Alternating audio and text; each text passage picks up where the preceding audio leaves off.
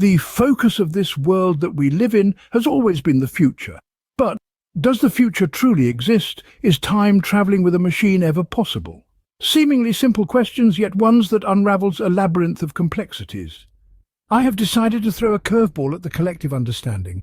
I am saying that the future is but an illusion, a figment of imagination, conjured and implanted to divert our attention away from the potency of the ever-powerful present.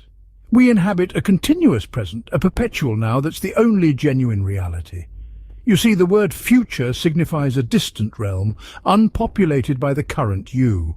It suggests an unmet destination, another point in time, another version of you in another era. The future suggests whatever choice you make now in the present influences that future. If that doesn't sound like a mad scientist's experiment gone wrong, I don't know what else does. Isn't it intriguing how the future is a place we never seem to reach? And that's because it doesn't exist.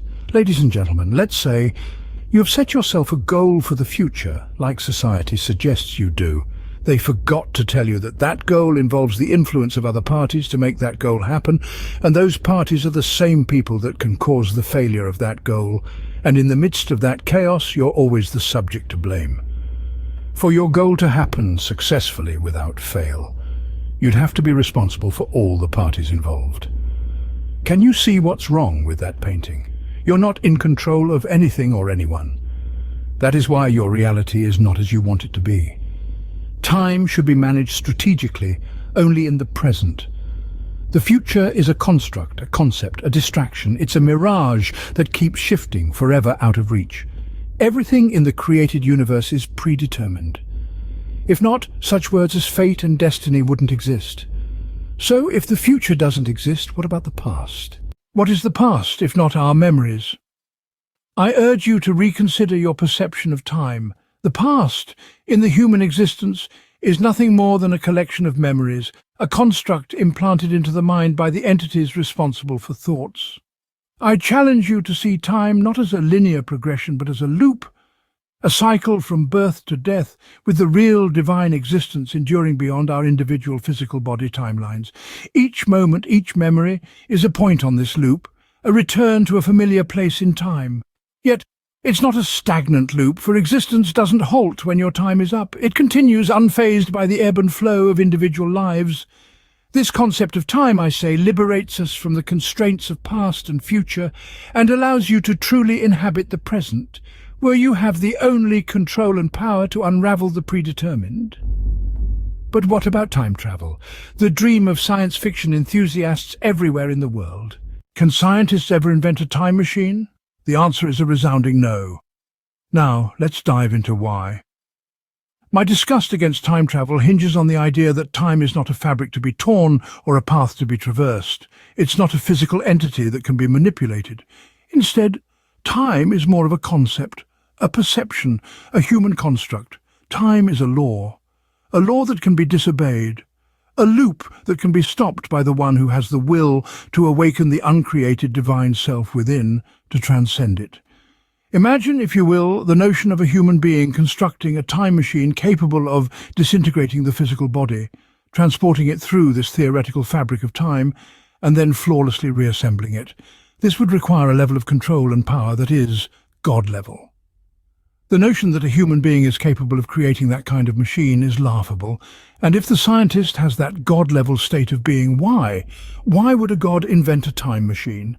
Can you see the comedy in this scientific madhouse? The real question is, why would these mad scientists go this far to lie about building a time-traveling machine, and a machine capable of seeing light years away? It is simple. They believe you're ignorant enough to believe them, and they want you entrapped in the worship of technology, so you will never seek to discover the dormant, uncreated divine power within you. This isn't to say that time travel is completely beyond our grasp. In fact, each human being already possessed the most powerful time machine ever created, the human brain. Our minds have the remarkable ability to transport us back in time, to relive moments of joy, sorrow, triumph and defeat. All it takes is a trigger. A familiar scent, a piece of music or an old photograph can instantly catapult us back to a different point in our lives. But here's the catch. These journeys into the past are purely mental. They don't physically transport us back in time. They don't allow us to change the past or predict the future. They simply remind us of what has been and what we have experienced. So, what does this mean for the concept of time travel? It means that time travel with a machine, as we've been led to believe it could exist, is a fallacy. It's a captivating idea, a staple of science fiction, but ultimately it's just that, fiction. So if time travel is impossible and the future doesn't exist, what does this mean for us? Well, it means that we need to focus on the present, on the here and now, because that's the only time that truly exists, and the only time we have any real control over. The present, a place of power, a place of change. The present is where you hold the power, no matter what society makes you feel like about it. Every tick of the clock, every breath we take, we're living in the now. Not yesterday, not tomorrow, but right here, right now. It's the only space we truly inhabit, the only moment we can truly affect and change. The concept of the future is a distraction, a mirage that is created to sap your power in the present.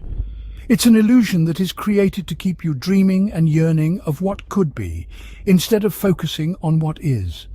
The power to shape your reality is not in some distant empty space called tomorrow, but here in the present, right now. You exist within time right now. You're trapped in a loop of thoughts and emotions. The future doesn't exist. Everything in the universe is already predetermined by the creator of the universe. The proof is simple. The ordinary human being has one inevitable fate they can't escape: death. There is no future, but only this present loop of time. A loop of one universe, but advertised as a multiverse. A loop named and called birth and death, good and evil, God and the devil. Angels and demons, day and night. The same loop named and called 6 a.m. to 6 p.m., Monday to Sunday, January to December. A loop of cultural and societal norms, a loop of school, work, eat, laugh, hate, love, sleep, constant, continuous wars and peace propagandas of all kinds. Nothing but a loop of endless thoughts and emotions. It may sound all different, but it is not. It is the same mechanical reality, and it will keep happening the same until your physical body clock runs out.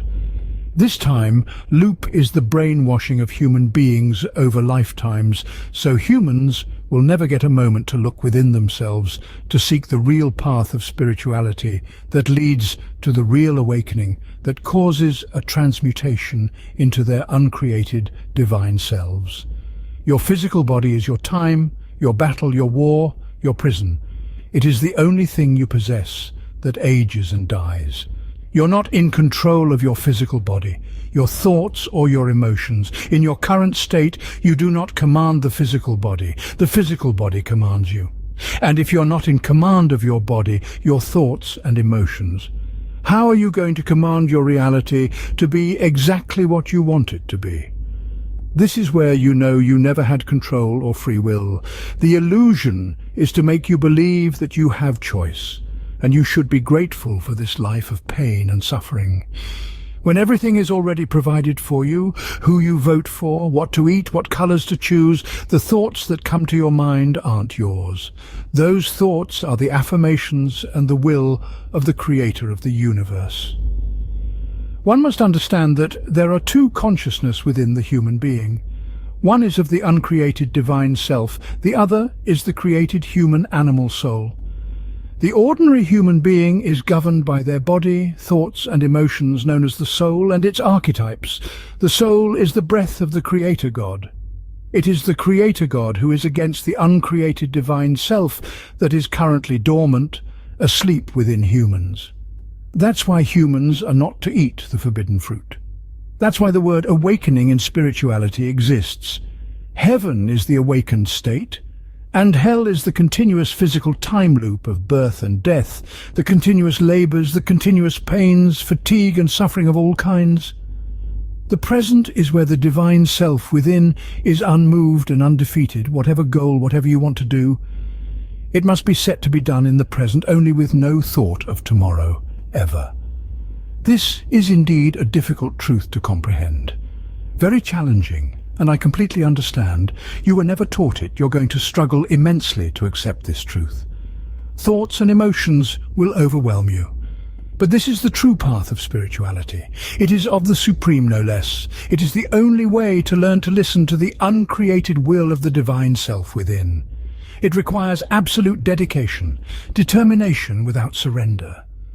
Once you learn to still your mind and isolate yourself from thoughts and emotions, the body and soul and time becomes powerless against your will. Your transmutation would have begun.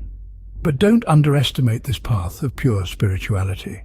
It is extremely difficult to impossible, since it is against the will of the Creator of the universe. True spirituality is forbidden in this world. That's why it's not taught.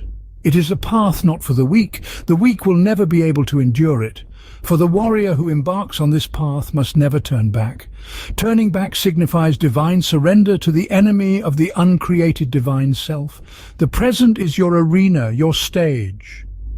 It is the only time you truly have power and real control of anything. This is never pleasant to hear, but it is the truth that must be heard and passed on if one seeks to liberate themselves from the confines of this world. You only have 100 years or less to become the conqueror of thoughts, emotions, matter, time, body, soul, and death. You have an extremely difficult choice to make. Determine your own fate or continue with your current predetermined fate. The question is, do you have the courage to make that choice?